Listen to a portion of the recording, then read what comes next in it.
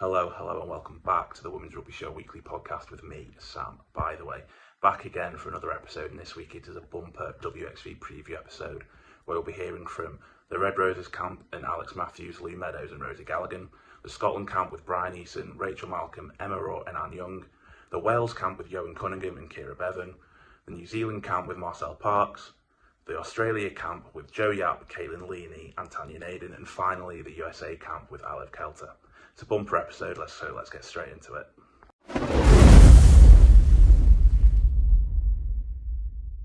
To start on the captaincy, Alex, first of all, congratulations on captaining your country for the first time. Just when in the week did you find out from Mitch? So we arrived into Twickenham on Thursday, so the day before we flew. And he pulled me to one side before lunch. Thought I was going to get the call to get dropped or rested or something. So yeah, very casual from Mitch. I was nervous, shaking, and felt sick for the rest of my lunch. But just. Just how do you think your emotions are going to be when you run out, kind of leading England out for the first time?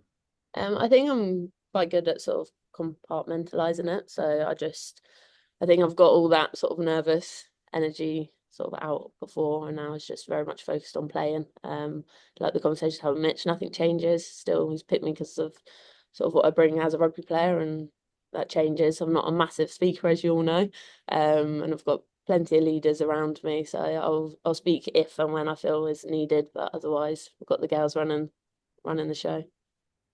And Lou, just how much of a testament is it to kind of this Red Roses squad when you're leaving out your captain and two vice captains out of a matchday squad?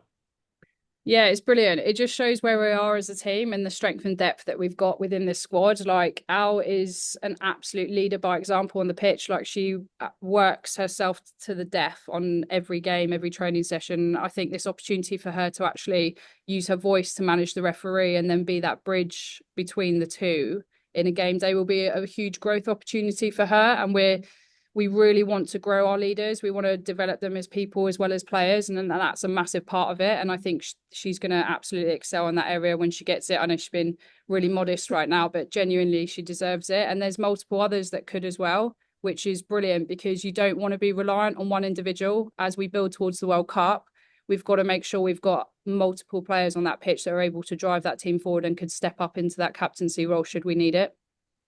And just how important is it kind of that strength in different positions? Obviously, Helena can cover numerous positions in that back line. Phoebe Murray can cover both centre positions. Just how important is that going forward?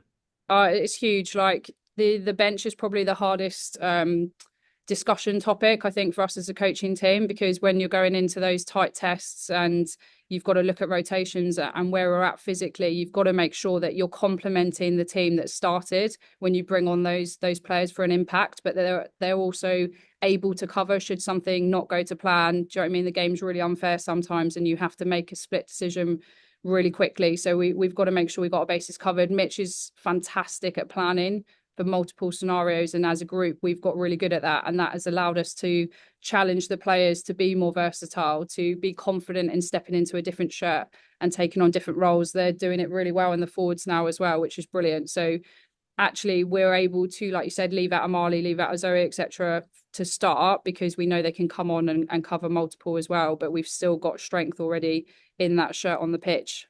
So we shouldn't be fazed by like a surprise or an injury or something that goes against us. And Alex, obviously, Georgia Brock making her first England start. Just obviously, one of your Gloucester Hartford teammates. Just how good has she been coming into this England camp, and how much does she deserve this first start? Yeah, she's been seamless, to be honest. You wouldn't know that she sort of hasn't been in the camp before. And I just think it's a testament to how she's formed at Gloucester. I sort of felt she was going sort of under the radar for a season, sort of too long. The performances she put in at Gloucester was unbelievable. So yeah, it's credit to her really and all her hard work. Again, she's just a quiet hard worker, puts her head down, gets on with it, but she's not afraid to crack on, and that's what we want here.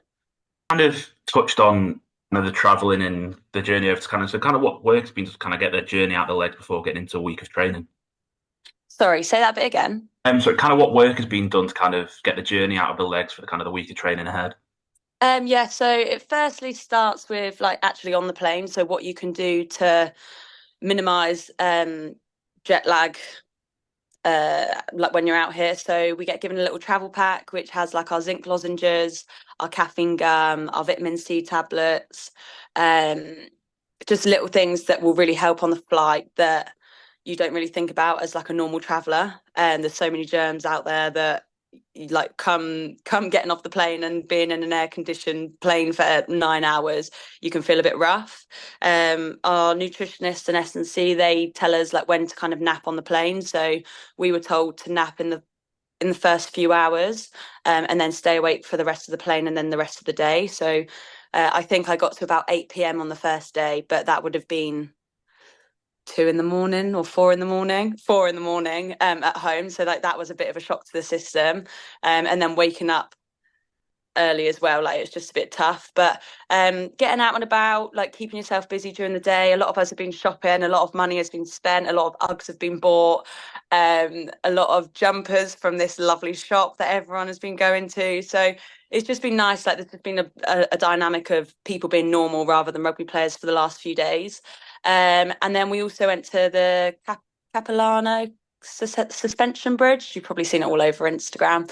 And then a few girls went on a whale watching tour yesterday and saw orcas and killer whales. So I think like it's just been really nice to be able to like delve into a bit of culture and do normal things before the hard graft starts today. And how's the coffee out there? Obviously, I think in New Zealand, So good. Yeah, really good, and also a bit cheaper than being at home. So you actually don't mind going out for 2 coffees a day because it's the same as the price of one at home. But yeah, like Mackenzie's obviously got, well, she's Canadian and she's got her family out here.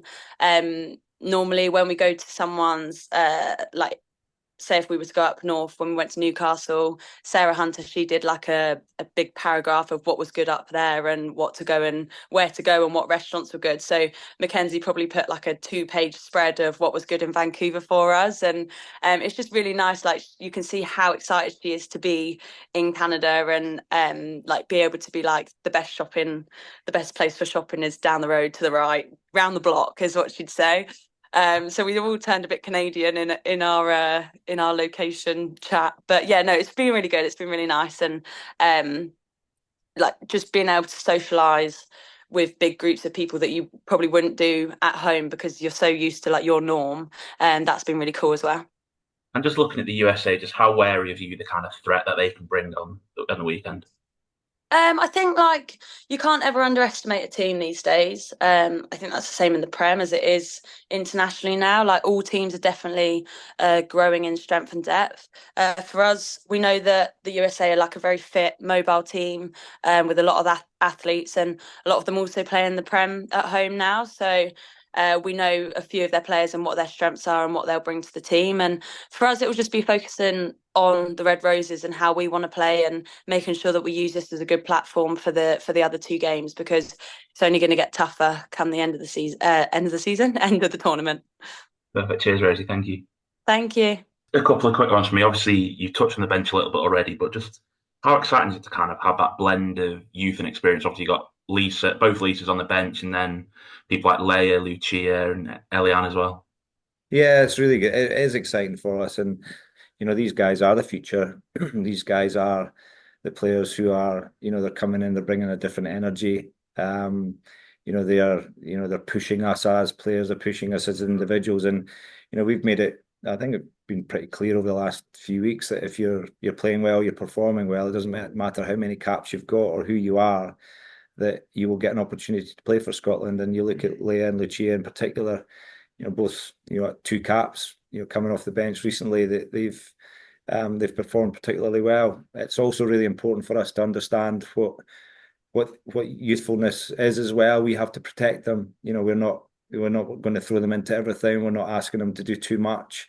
We're getting an arm around their shoulder a little bit, just guiding them through what international rugby is all about, because it can be a long journey for them. They're young, they've got a huge career ahead of them, but it's about us helping them along the way. And I talk about Rachel as a captain, but we've got a leadership group, we've got an experienced group that you talk about even on the bench, like Lisa, and it's important that we help each other and guide each other through what will be a tough competition, but that's how we work. We're all in it together. And just how important are these next 3 weeks kind of ahead of next year and kind of seen it as a marker of where you are ahead of the World Cup? Yeah, I think the last few weeks has shown us that we are making the progress that we've been working hard for. It doesn't just happen. You don't just win. I think 10 out of the last 13, by accident. It's been the hard work that's been put in, and it's a real privilege to be able to work with this group. But it's also a real privilege that when we come to a place like Cape Town for 4 weeks, you learn about yourselves, you learn about each other, and you learn about the group. And that's probably the most important thing, is we learn about the group and we learn what we've got here. And having 4 weeks together will give us a lot of learnings that will allow us to see exactly where we are going into obviously the end of the year, going into Six Nations and into World Cup. So it's important not only just for the games that you play, but important for learning about how you are in these confined spaces over a kind of longer period of time. Just a couple of quick ones for me. Just kind of what kind of memories do you have from that first game back against Spain back in 2016? So I remember it was terrifying for one. I was really lucky that Sarah Bonner and I kind of had very similar starts to our career, and we ended up getting our first caps at the same time. And she was obviously and is obviously one of my best friends. So I think to have her alongside me felt a little bit of safety in that chaos and in that uncertainty. I remember going into the changing room, and my wee brother played for Glasgow Warriors at the time, and we played at Scotstoun. And I remember he'd left me a little kind of note in my kit bag, that was on my seat, just with a little good luck message. And that's something I've still got. And it kind of really sat with me that I wasn't just supported by the people in that room, but I was supported by people out with it, who all wanted the best for me, and I just wanted to go out and do them proud. So that was very kind of pivotal in terms of my emotions that day. Once I got on the pitch, I don't remember a huge amount, because I think I hit just about every ruck for 20 minutes. I could taste blood in my throat after about 5, because I just was a bit headless, didn't really know what I was doing. But I just remember it being, that kind of moment where you're like, this is what all I've ever wanted, to finally have a thistle on my chest, be playing for a senior Scotland team, and to be doing it with an incredible bunch of athletes and bunch of girls. So it really just made me hungrier. And I think, obviously, I have said before, I don't think I was prepared fully. I came to the game really late, and my transition was really quick. But it gave me that hunger that I wanted to learn the game. I wanted to be better as an individual, and I wanted to be better as a teammate. So yeah, that was kind of like getting that little taste for my first 2 caps off the bench. Really just inspired me to want to be better, to want to learn, and to want to use, all the people that I had the opportunity to play alongside and train alongside to be the best that I could be. And obviously, winning your 50th cap in the week, just sold 55,000 tickets for those first 2 World Cup games that have just gone on sale. Just how far do you think women's rugby's come in those last kind of 8 years? Yeah, I think the change is greater than any of us could have expected. We all, as players, both within this squad and all the international squads and club squads for that matter, we all push for better, we all push for change. But I don't think any of us could have envisaged quite how dramatic that change has been over the last couple of years. And it feels like a really exciting place to be. I'm obviously 33, and I'm clinging on with my fingernails, because I just want to stay a part of it for as long as possible, because it's so exciting and it's so deserving. I think, I have met some of the most incredible people playing this sport. And I think, when you see the work that goes in behind the scenes, like, we never didn't deserve to be professional. We always deserved that opportunity because of that work and the ethic that everyone has. But I think, I think it's happened at the right time. I think, you've got to have the infrastructure to be able to support professionalism. And I think the way that it has come about has happened at the right time. But I think what we will see now is, hopefully, like you say, with the Rugby World Cup in England, more and more people coming on board, more and more people seeing how incredible a product this is, both in terms of the standard of rugby, but also the incredible personalities and stories within the sport. It's a really exciting place to be. And like I say, I obviously want to be a part of it for as long as I can. But I think, like, I don't think I ever envisaged that I would be professional within my career either. So it's really cool to see the change. But like I say, I think it's very deserving due to the work that I've seen go on, both in terms of behind the scenes and staff, but also the players in the sport as well. And just last one, a pretty special ground to win your 50th cap as well, to the DHL Stadium. Yes, no, it's a really cool one. I'm trying not to get too ahead of myself at this point, just because I've got one more session to get through before I get to run out.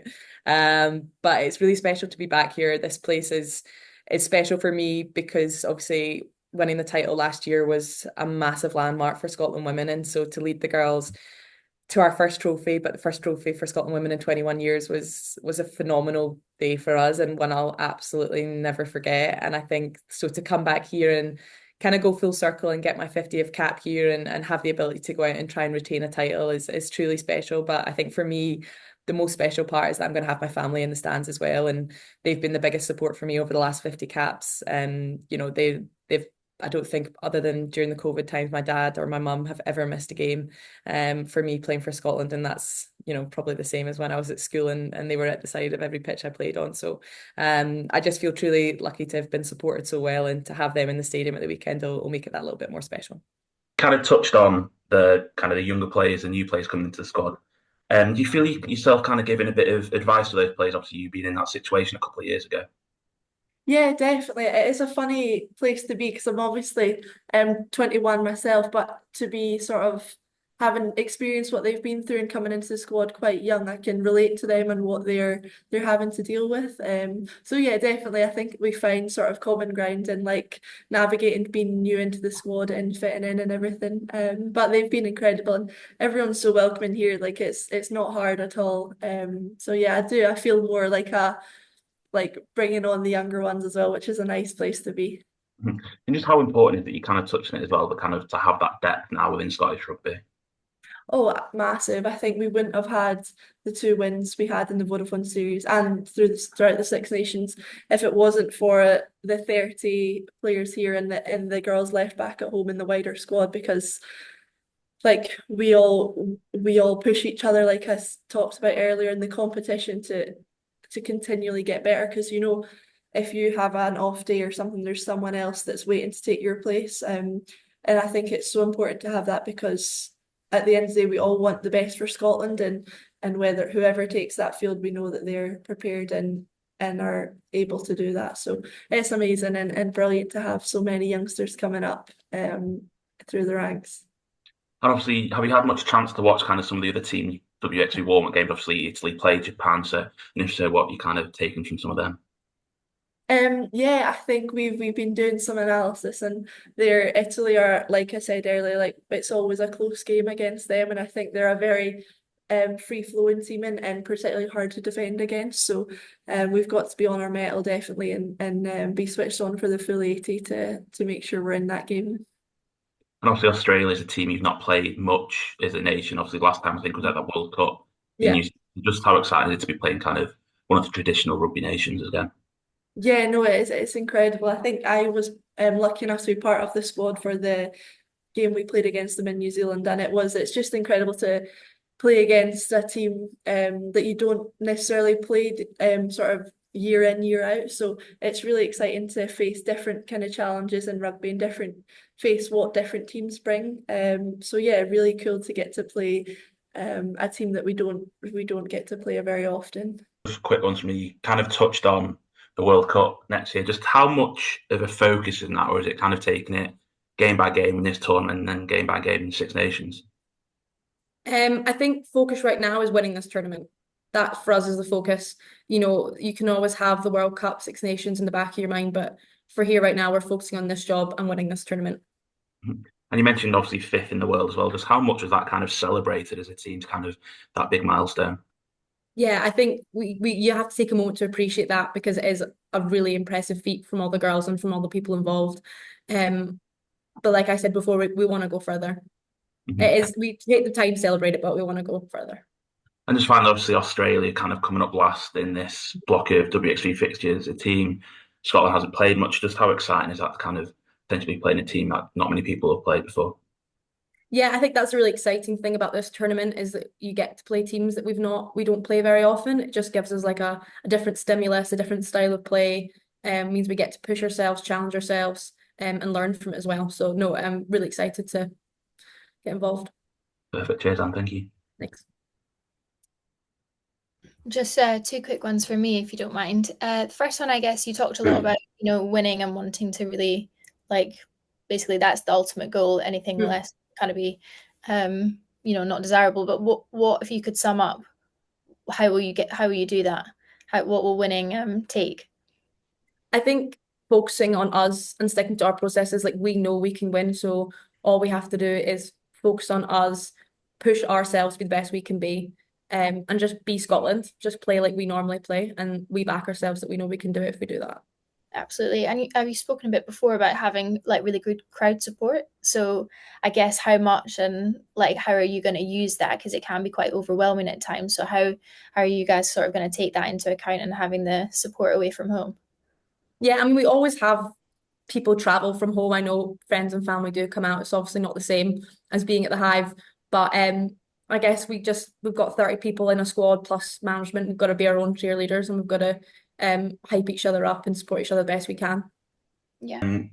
Just kind of on Alex Kelter, obviously returning to the bench, just how much of a boost is that, someone of her kind of skill and ability? Oh, it's a huge boost for us, to be able to call on Alex off the bench would be massive for us. Her energy, her physicality, everything about her performance that she's put in the red jersey over the last few years is something we're really excited about, and to have her back in the 23 is a huge boost for us. And obviously Kate Williams kind of keeping her out of that starting shit. Just how impressed have you been with her recently? Obviously playing really well for Gloucester Hartpury towards the end of last year as well. Kate's development has been fantastic, from the time she arrived with us and obviously joined up with Gloucester Hartpury, but her growth not only from a physical point of view but also a skill set, game understanding, her work rate is through the roof, and we're super pleased by her development, and she deserves to have a place in our team. And just last one, obviously Jenny Scoble, the uncapped player on the bench. Just how excited are you for her to make potential Wales debut? Yeah, really looking forward to Jenny. Fair play to Jenny. She's been really patient with us. She's been in and around our squad for the last 2 years and never quite got the opportunity. And she's got it this Saturday. So really, really delighted for her, and we hope she goes well. You touched on the stadium, just kind of how special is it playing at these kind of big occasions, big stadiums? Obviously, the Springboks played there a couple of weeks ago. So just how special is it?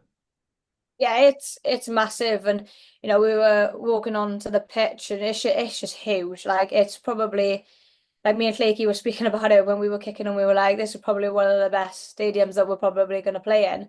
But then on the flip side, Johan also touched about playing the game and not the occasion. So yes, it's a great environment, and the stadium's amazing, but try not to focus too much on that. Just concentrate on the game of rugby that we're about to play.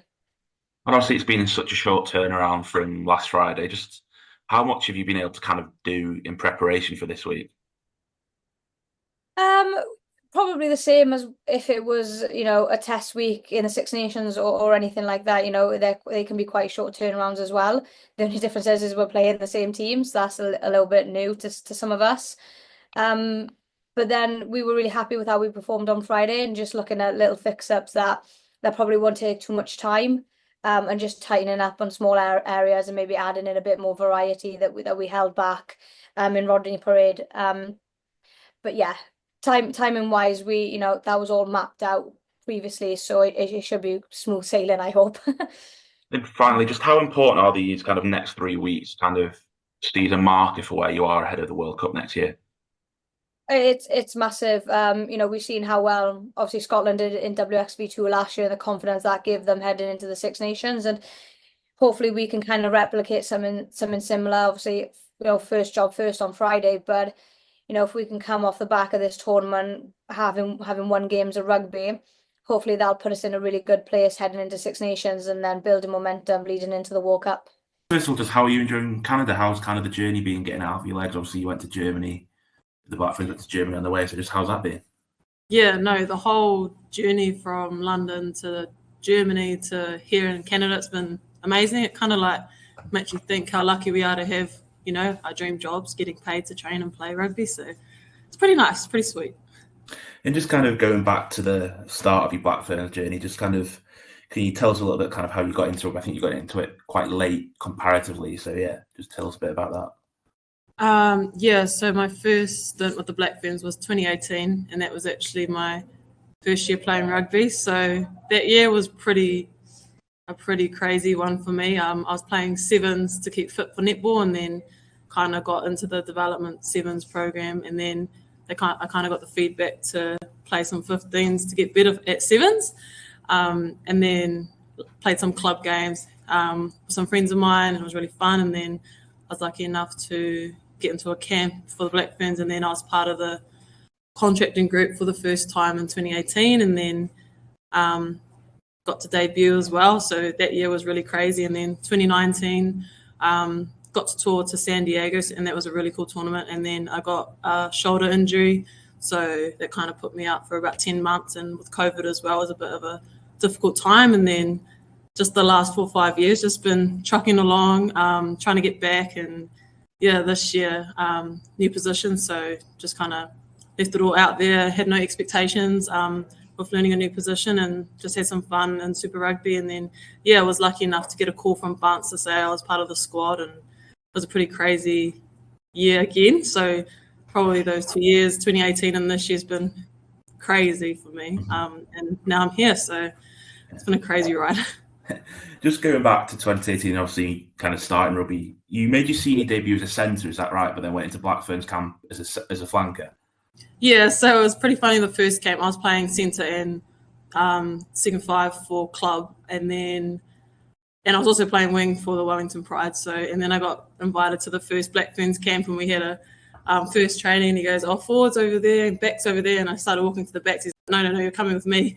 You're going to play seven. And I was just freaking out because I was still new to rugby, the rules, and I had to make lifters for my legs, and I didn't even know how to do that. And so heaps of the older girls were helping me, but it was pretty nerve-wracking at the first camp to be told that you're even going to be there, and then change positions. So yeah, that was pretty nerve-wracking, but really cool to see that they could see something else in me. Yeah. And obviously you made your debut for the Black Ferns against France in that kind of 2018 autumn kind of time. Kind of what was the feeling like representing your country for the first time? Yeah, my debut was pretty crazy because our captain, Liz Alder, who was probably a really great mentor for me at the time, she got injured. So that was kind of a guttering way to get my first debut, but obviously opportunities come and I just had to take it with both hands. But it was crazy. France crowds are different breeds, so we could barely hear each other on the field. Even sitting on the bench, you couldn't hear anything. They had bands playing, but the bands played the whole entire time. Like, it was just something you can't really explain. Different crowds. Mm-hmm. And obviously you mentioned the injury that kind of came after that Super Series tour. Just kind of how tough was that to kind of take after being so kind of bursting onto the scene like you did as well? Yeah, the injury was quite guttering for me because I got to have my first start in the San Diego series, so I felt like I was just getting my feet and getting the hang of being a flanker at world-class level, learning all the rules. I felt like I was probably physically the best I felt as a rugby player, because it was quite hard, my body changing from a netball player to a rugby player. So I thought that at that point of time after San Diego, I was probably in my peak condition and my peak rugby, zone. And to get injured just before going to Aussie, where I probably could have had more opportunity to get game time, it was really guttering. It was just like I was really angry, but also the rehab was really hard. And then obviously COVID came along with that too, so it just felt like it was a really long process. You get some good lessons with a long-term injury, but the timing just felt like it sucked and it was unfair. But yeah, lots of lessons coming out of a long-term injury. And obviously it's kind of such a long journey kind of back into that Black Ferns shirt, near enough 5 years from that series out in San Diego to your return in May against Australia. Just tell us a little bit about kind of what you were up to in that time. Obviously a lot of FPC as well. Yeah, so once I returned from injury, lucky enough to be in the possibles probables game, and that was really tough and kind of got hit with reality. And I didn't make the Black Ferns team after the possibles probables game, so we got split into Black Ferns and Barbarians, and I was lucky enough to be part of the Barbarians team, and it was actually a really good lesson for me. And the team was amazing, and sorry. Totally. The team was really cool, and we actually nearly beat the Black Ferns, so that was a tour I'll never forget. And that's when I met Whitney Hansen, who's probably been a massive part of my rugby journey. And after that, just had some conversations with her about what's next for me in rugby and how I've been. And I said, just looking for more opportunity and something to push me and to try to get back in the environment. And she mentioned if I wanted to come down to Canterbury and be part of the program down there, and I had a big, long, hard think about it. And yeah, I decided to leave my family. It was the first time leaving home, and went and made the move down to Christchurch to be a part of that program.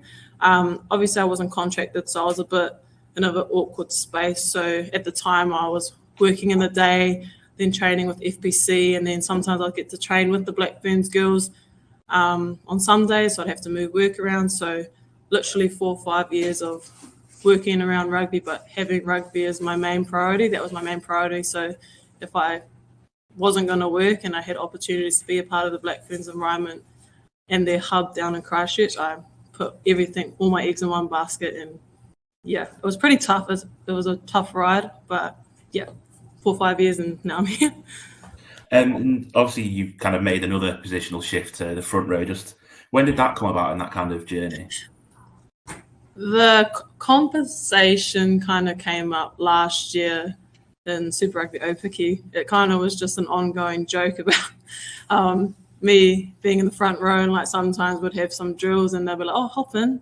And it was just an ongoing joke with me and Whitney Hansen, the coach. And then end of last year, just after FPC and Super, just had end of year review and with Whitney as well. And me and her can be completely honest with each other and kind of just had a open and honest conversation about where I want to be and if my goal is still to get back in the black jersey and if I'm willing to do anything I possibly can to do it. And I said yes. And she said, I think you need to move to loose head prop, just thinking about the direction that the Black Ferns are going with the front row.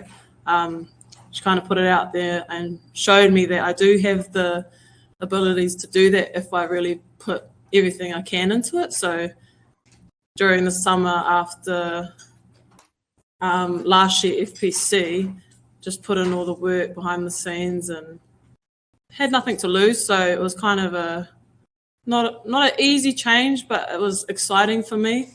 It was kind of like a refresher, like sort of like 2018, new to rugby. This was like something new to me. So it was kind of a different driving force for me and felt like I got to play with freedom and Opiki. And yeah, that was really exciting when I got the call. But it's been really, really tough. Like I can't explain how tough it's been moving from the back of the scrum to the front. Quite a short turnaround from kind of moving forward to making that return to a Black Ferns shirt though.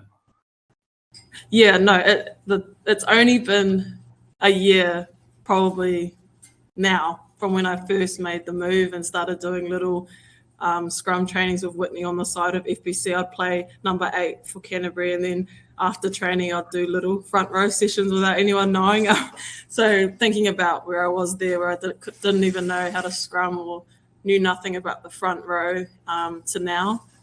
The time's been short, but it feels like a long time and a lot of hard work. Yeah. And obviously returning to the Black Ferns jersey in May, just kind of what were the emotions of kind of returning and representing your country again? Yeah, when I got told that I was going to play against Aussie at home, the first thing I thought about was my family, because they've never seen me play in the black jersey live. So that was the first thing I thought about, that they finally get to watch me play in the black jersey at home as well. So that was the first thing I thought of. And then the second thing was just all the hard yards, all the crappy times, and all the people probably that thought I couldn't do it, I couldn't make the shift. And it kind of made me think back to when I first played rugby that first year. Like I was a brand new person to rugby, and there were obviously people questioning, should I be here? And that was something I probably have dealt with through my rugby career, and it was kind of just, for me, like, you see all the people that are in your corner that believed you, and those are the people that got me through those tough times when I thought I couldn't do it. So, yeah, the hard work pays off is what I think of. Was there ever a time in kind of that 5 years when you didn't think you'd be able to come back into the setup? Yeah, no, totally. 100 times I'd probably say I thought about that weekly down in Christchurch when I was living there. I was living away from my family, sacrificing a lot, being away from my little sister, just things like that. Sometimes you just think, is it all worth it? But kind of growing up, I've kind of always had the mentality in sport, if I really want to do it, I'll just do it. I'll literally do anything I can to do it. So I knew once I had that goal in my head, nothing was going to stop me and no one was going to stop me do that. So there were definitely times where I was low and didn't think I was going to be back in here, and seeing all my friends in here, it was really hard, but it just gave me that driving force in the background. And yeah. And obviously WXV the next couple of weeks, just how important is it kind of a year out from a Rugby World Cup? Oh, I think it's extremely important. The more games we can get, and especially a tournament like WXV where we're getting games weekly, I think it's important for next year, building into Super Rugby Aupiki, and then obviously big World Cup here for us, especially when it's in England. The more game time we can get, the more rugby we can get, the better we're going to be, the better setup we're going to be for success at the World Cup. Do you see this kind of couple of weeks as kind of a marker of where you're at and what needs to be done ahead of next year? Yeah, I guess you can say that it is a marker of where we think we are with these games and the results, but also in the back of our heads, we have the World Cup, like we're building for that. So obviously things might not go all well here, but in the back of our heads, we're building for next year. We're building to be even better for next year. So yeah, obviously we want to do really well here to go into the summer and off season feeling really good. But if not all goes well, we still have that goal in the back of our heads and that we're still building, because these girls in here, young, old, that we're just all building as a team, and it's really exciting. You mentioned next year's Super Rugby Aupiki. Just how important is that kind of as a competition going forward into the World Cup? Yeah, no, it's extremely important. Super Rugby Aupiki is really tough. We get to play each other, all the girls in this environment. So it's just going to make each other better, like even in this environment, iron sharpens iron. So we make each other better. And if we can keep playing against each other and have more opportunities too, then it's just going to make us even better building into the World Cup.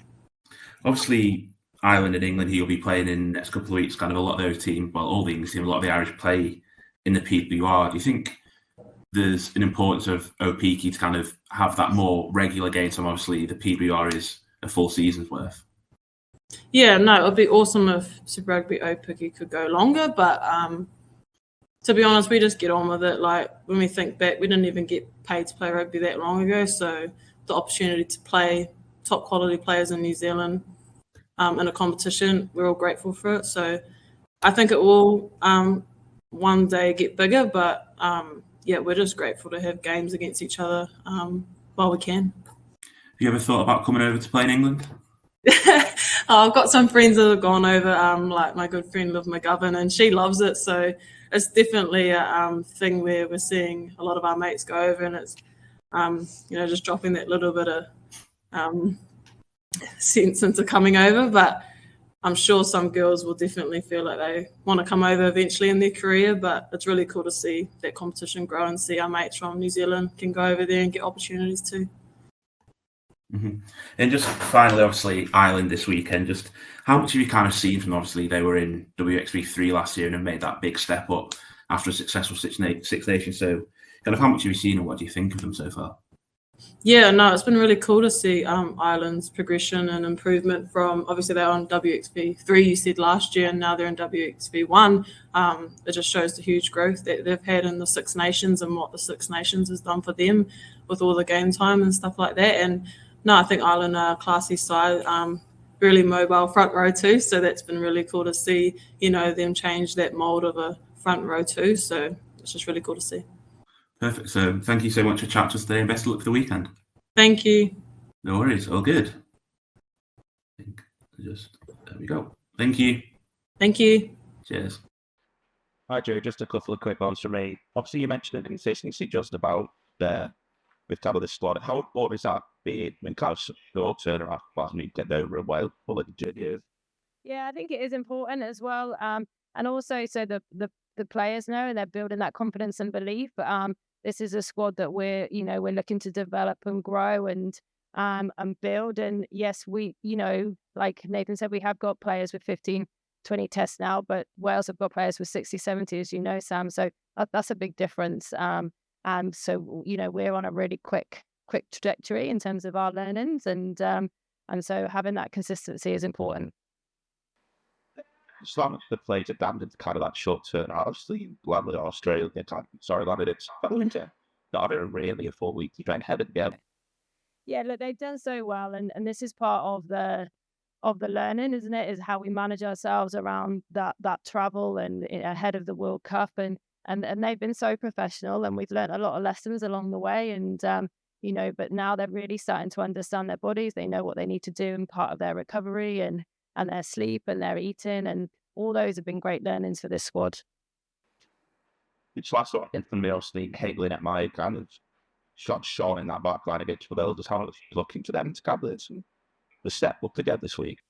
Yeah, they're great with ball in hand, aren't they? And Caitlin took her opportunity really well and on that score and that try line. So we're just looking to kind of build her confidence. And if we can get the ball into their hands, we saw how dangerous they could be. Thank you very much. Okay, just a couple of ones from me. You mentioned kind of your quality things there. Just how important do you think it is for yourself, kind of, and your rugby to be like over in the league? Wow. Yeah, we obviously want to grow rugby in Australia and keep players in Australia, but I think where Super W is at the moment, it's good for some international players to look elsewhere and get that sort of game time and experience. It's been really good for me the past 3 years. I know there's a couple other girls who have gone international and come back and brought their skill set back into the environment and flooded it throughout the group. So yeah, it's really good. Obviously, the PWI is I'd say the best competition for women's rugby in the world at the moment. You've got internationals from all over the place. So just the caliber of players and the competition in itself is really competitive. So yeah, it definitely can't deny the experience.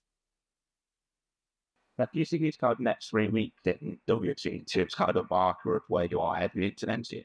Yeah, definitely. I think obviously we will push into being that tier 1 WXV, but being here in tier 2, like it's a really competitive competition, and a lot of the teams here, it's like it's going to end up being like who wants them more. We're all really close on the world table and pushing for obviously that World Cup. So I think the benefit of having teams that are really close together and will have really competitive games, and it's going to be about who turns up on the day and whose game plan works best, game management, all those sort of things. So it'll be a really good experience for us, and also just playing teams that we haven't really played much before. Like I've never myself have played Scotland or South Africa, so really looking forward to those experiences as well. You mentioned about that this sort of time you play, you can't really play it. It's just how important do you think that is for not just the Walrus, but the world games at all? Yeah, well, it's definitely it definitely has a lot of growth in it. So obviously, like playing against teams you haven't played before, you don't know what to expect. You can do all the review you want, but it's not until you get out there on the field that you really know what they're going to throw at you. So I think in terms of growing the squad and growing like ourselves as players, we have to know what other teams are going to throw at us. And you have the likes of, not in this competition, but like playing Fiji games experience and playing kind of that jouet rugby and not really knowing what to expect. And then you're playing teams like England and Wales who definitely have more of that set piece focus and a bit more of a slower attacking game, but more physical. So it's been cool to, as players, kind of experience both and know how to combat those. Couple of quick ones from me. Obviously, you kind of talking about like full 8 against Wales last week. Just how tough was that physicality wise? It was tough.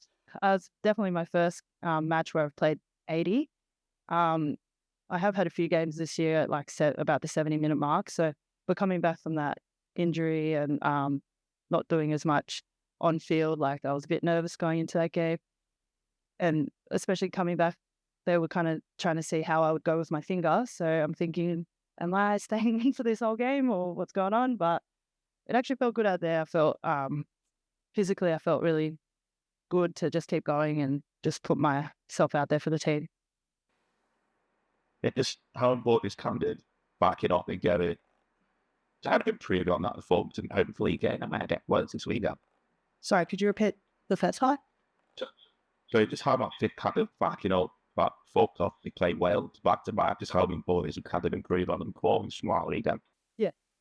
It's definitely been good this week with training, like having just played them. We kind of had a preview of them and their game style last week in preparation for that game. So I think we do really know what we need to focus on, and they've got really strong mauls, and we know that. And we just need, like this week, we've been really focusing on our maul D strategy. So trying to stop one of their strengths has been a key focus for our set piece. And just finally, just how important is WXV in this tournament over the next few weeks? So World Cup next year. Super important, especially for us, our Southern Hemisphere teams. Like we definitely don't get as much game time against international teams, and so to have the opportunity to come over to the Northern Hemisphere, which is a lot of our girls have never even been to the side of the world, so to be able to do that travel and kind of prepare for the World Cup next year and just go against these different teams who play together a lot, both in the Premier League and also like internationally with their Six Nations, like they have a lot of experience. And so being able to get these 3 games under our belt each year, like leading into World Cups, is really, really positive for Australian rugby. Hi, Alev. Just a couple of quick ones from me. Obviously, England first up on Saturday or whatever time that works. I can't figure out on the time zone. Just how kind of big a test is it kind of facing the world number 1 first up?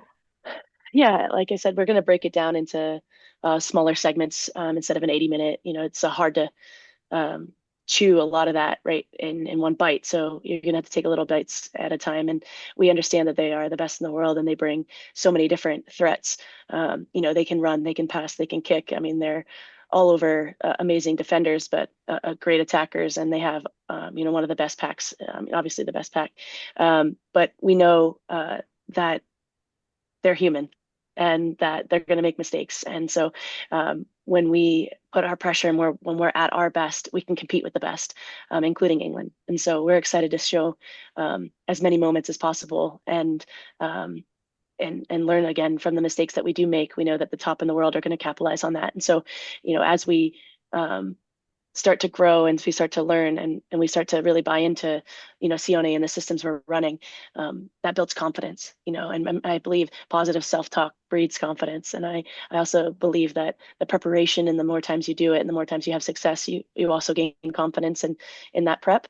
And so right now we're getting all the niggles and the kinks out right now in these training sessions leading up to it. And we're working on what's the chemistry like? How's our mindset? We're looking, this is so beautiful right now. It's like, we're looking at like the holistic athlete.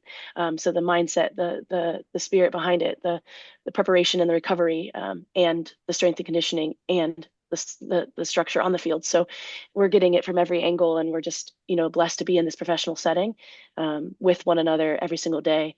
And that creates that bond, that creates that trust. And you're going to need that against the top in the world. And obviously, there's a lot of the players in that England side who you will have played with while you've been over in England at Saracens before. Just obviously, a lot of the team also still play over there, and yourself going back this year. But just kind of how important is it to kind of have a bit of the knowledge of the team you're going to be playing against? Yeah, I think their tendencies, what they like, what they don't like, if they like to go through or around people, if they like to go over, if they're creative, or, their tendencies. But at the end of the day, it's a team sport. It's not just one person. And I think that's what's beautiful about rugby is that you need everyone and need everyone on the same page. And so if we can, have those abilities to attack those weaker links, then we'll have success. But, I think knowing that is one thing, and then executing and discipline, your discipline with that knowledge is another. So that'll be our goal, is to make sure that we, attack the weak links and then do that with pace, and yeah, we'll have success in that. And obviously, like I mentioned, you're moving back kind of to the PWR with Loughborough for next season. Just kind of how important is it for yourself to be playing kind of in the biggest women's rugby league in the world ahead of the World Cup next year, but also for the USA team as a whole? I think, we've done we've had massive strides just having our players over there learning and growing. What we see is a difference is the professionalism, and there's not really a glass ceiling on women's rugby over there. You can do it all. You can have a professional job and you can play, and it's accessible. But when you're in training, it's that for 2.5+ hours all in. And I really respect that. And I think we're very excited to have more players over there this year, and excited to grow upon that, like those learnings that we have from all the coaches. I'm excited to be coached by Nathan. I think he brings such a positive, very like passionate energy to the team. And I think we can take this from 4th, 5th to, 1st, 2nd, 3rd, definitely in the top 4 this next round. And that'll be a fun challenge for all of us. And obviously just under a year away from the World Cup next year, just kind of how important are these next 3 weeks kind of facing some of the best teams in the world for the USA? Yeah, I mean, this is going to be a really nice opportunity to get feedback. Where are we as a team? Where are we as a collective, like USA Rugby as a whole? And where do we need to grow and learn? There's going to be some hard lessons, and there's going to be some really successful moments. And so how do we take those moments and build off of them?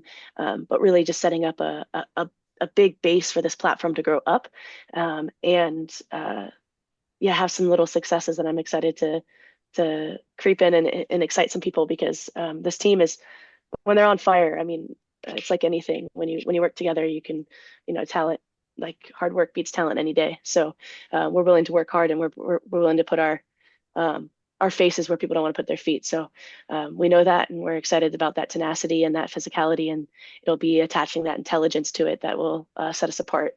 And if we can have all 3 of those, we'll be a winning team. Perfect. Hear that. Thank you.